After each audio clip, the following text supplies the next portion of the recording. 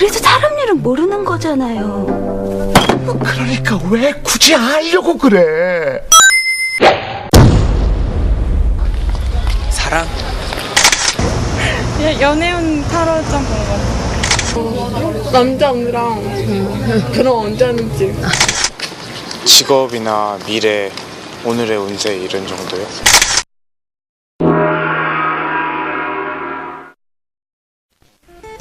현재 한국은 점술공화국이라고 불릴 만큼 점술 문화가 번지고 있다.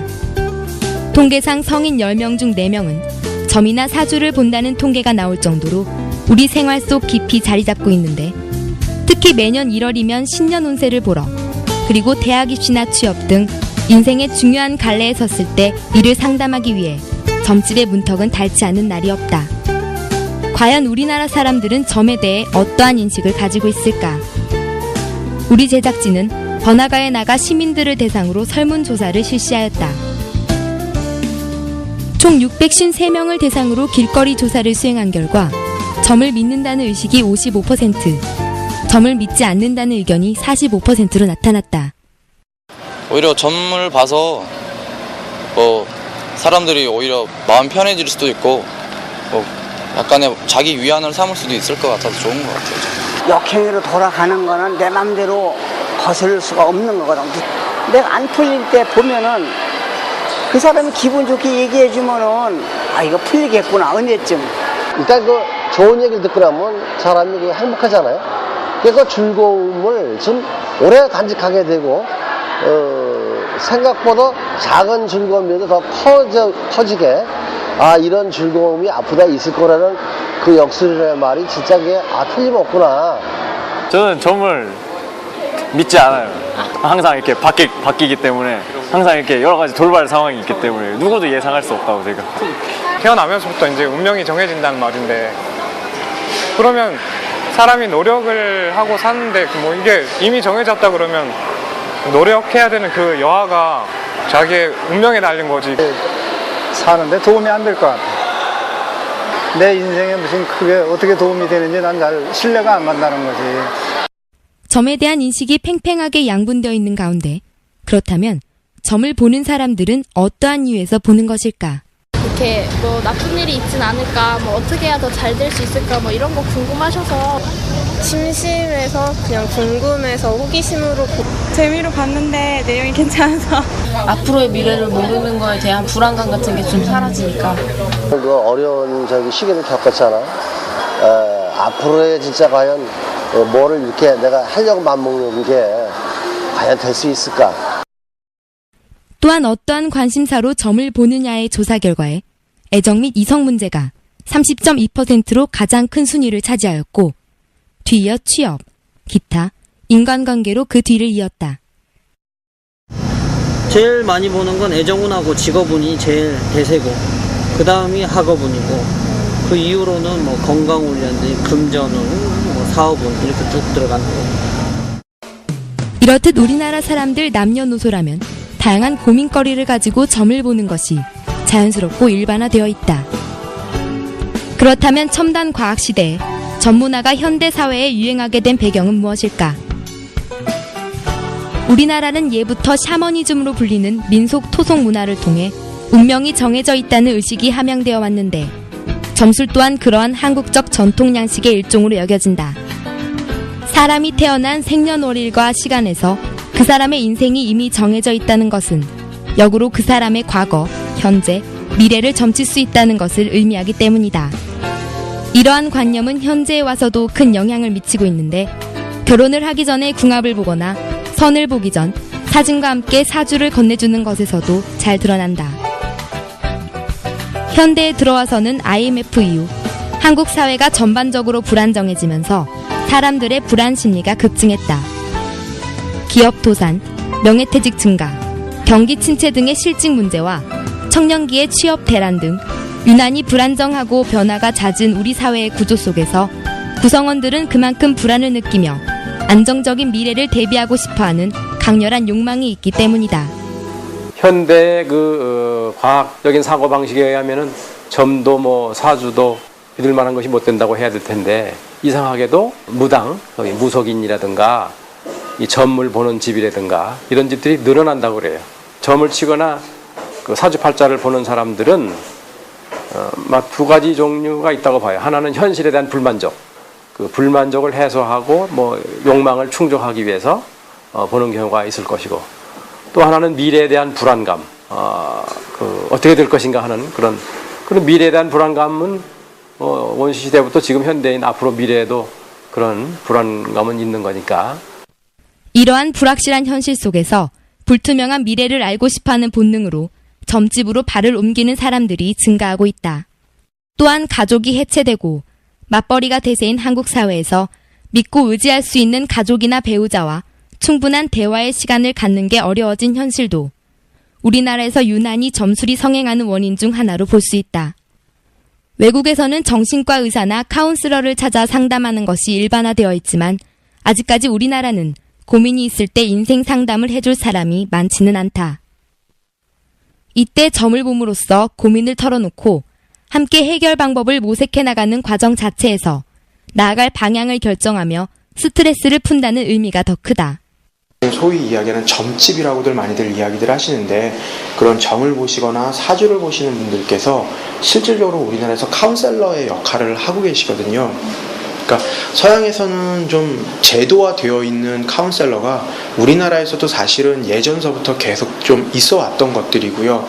뭐 가벼운 스트레스 장애라든지 가벼운 우울증 같은 경우에는 그런 사주를 보시거나 어떤 상담을 통해서 많은 치료 효과를 종종 보게 되는 경우도 종종 있거든요.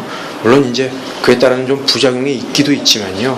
사실은 우리나라에서는 우리나라 문화뿐만 아니라 그 동양 문화권에서는 어떤 이러한 그 지금은 저희들이 미신적이라고 이야기하는 것들이 사실은 그런 류의 상당한 순기능을 가지고 있었던 것도 사실입니다. 그리하여 정보과학 시대가 활짝 열렸지만 점은 사라지지 않고 거대한 운명산업으로 진화하고 있는데, 현재 전국적으로 45만 명의 역술, 무속인이 종사하고 있는 운명산업의 규모는 약 2조 원대에 달한다. 이는 2조 3천억 원인 영화산업에 버금가는 규모로 일부에서는 부적, 굿 등 고액 서비스를 포함하면 점술 시장의 규모는 연간 4조 원에 육박할 것이라는 의견도 나오고 있다. 이와 더불어 역술의 경우 실용적인 학문으로 재무장해 제도권 교육의 영역에 진입 중이며 사설 역학학원과 대학교 사회교육원, 인터넷 강좌 등이 문전성시를 이루고 있어 매년 많은 역술인들이 증가하고 있다. 많은 사람들이, 한국 사람들이 거의 한 1년에 한 번씩 본다는 사람이 67%가 되거든요. 그럼 엄청나게 많은 거죠. 그 다음에 지금 신문사도 보면은 대형 4대 일간지가 다 일일원지를 쓰고 있거든요. 많은 사람들이 그거를 보고자 하는 그런 것을 학교 쪽에서 공부를 시켜야 되겠다는 그런 부분들이 많을 거예요. 그래서 통계적이고 과학적으로 접근하고자 하는 그런 연구들이 많다고 봐야 돼요. 우리나라의 중심인 서울에서도 역술집을 쉽게 발견할 수 있는데, 예전에는 점술의 본거지로 불린 미아리 점성초는 아직까지 철학관 간판은 즐비하지만 현재는 한적한 골목으로 남아있을 뿐이다.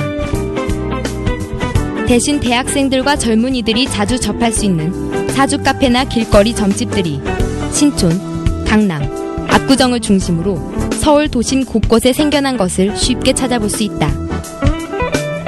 그 중에서도 사주는 카페라는 도심의 공간과 결합하는 양상을 보이게 된다. 전에는 미아리와 같은 도심 외부의 영역에 집적되어 있는 양상이었다고 한다면, 현대에 와서는 어느 정도의 고급스러움을 내포한 도심 속 카페라는 공간과 사주의 결합이 이루어져 도심의 공간에 점이 들어오게 되는 것이다. 특히 카페와 사주의 만남은 근대적인 요소와 전근대적인 요소의 만남, 서양의 물질 문명과 동양의 정신 문명의 만남이라는 점에서 한국의 특이한 문화 현상으로 포착된다.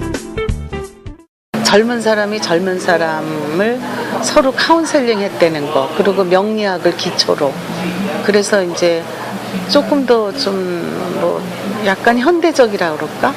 그 진로라든가 생각이라든가 그 요새 좀 많이 세계화돼 있잖아. 거기에 현실적으로 많이 적응을 해서 얘기를 해준다 이거죠. 카운셀링 할 때 일방적으로 얘기해서 그게 되지가 않잖아. 주거니 받거니 하면서 자기의 그 어떤 생각을 정립하는 거지. 사주 카페를 찾는 개인에게 있어서도 푹신한 소파와 분위기 있는 음악이 흐르는 곳에서 자신의 운명을 점치는 일은 이색적인 일이라 할 수 있다. 또한 멀티플렉스나 쇼핑몰에서도 점 마케팅을 쉽게 찾아볼 수가 있으며 롯데마트와 같은 대형 할인마트에서도 궁합, 사주 등의 점술 코너가 입점해 있어 점술 문화를 자주 접할 수 있다. 오프라인에서 벗어나 온라인에서도 IT 기술과 접목한 점술 마케팅은 큰 활약을 보이고 있는데 휴대전화의 경우 운세 서비스 제공이나 운세를 불어넣어주는 음악을 다운받는 등 다양한 컨텐츠를 제공하여 매출이 작년보다 40% 증가했다고 한다. 인터넷 유명 포털 사이트 네이버나 다음 등에서도 무려 600여 개의 온라인 역술 사이트를 발견할 수가 있다. 이렇듯 갈수록 인터넷과 전화 등 정보통신까지 이용하여 점술 산업이 호황을 누리며 사회 곳곳으로 파고들지만 과도한 맹신이나 터무니없는 복채로 피해를 보는 사례를 발견할 수 있다. 큰 고민을 안고 점집을 찾아간 A씨는 역술인의 능숙한 화술로 부적부터 시작하여 다양한 점수를 받으나 터무니없는 복채를 요구받았다. 또한 B씨는 취업 때문에 고민하다가 060 유료전화 역술 서비스로 1분당 5,000원이 넘는 요금으로 운세 상담을 이용하다가 엄청난 전화 요금을 청구받은 바도 있다.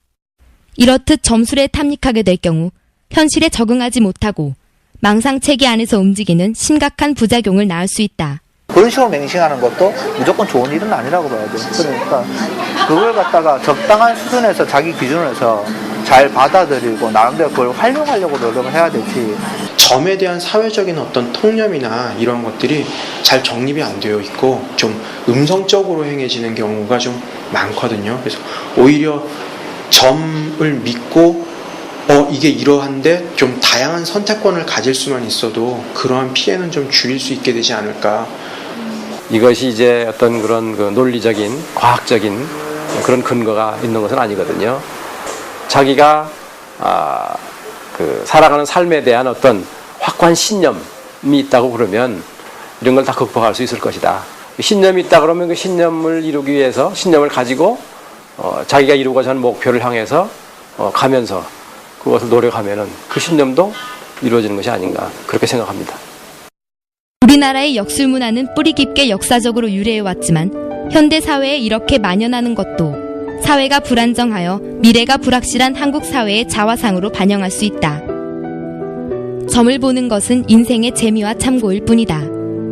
A를 할 것이냐 B를 할 것이냐의 운명적인 선택은 일상에서 몇 번 나오지 않으며 이러한 조언들은 모두 참고사항이니 자신의 삶을 개척하는 것은 본인이지 남이 아니라는 진리를 되새겨보자.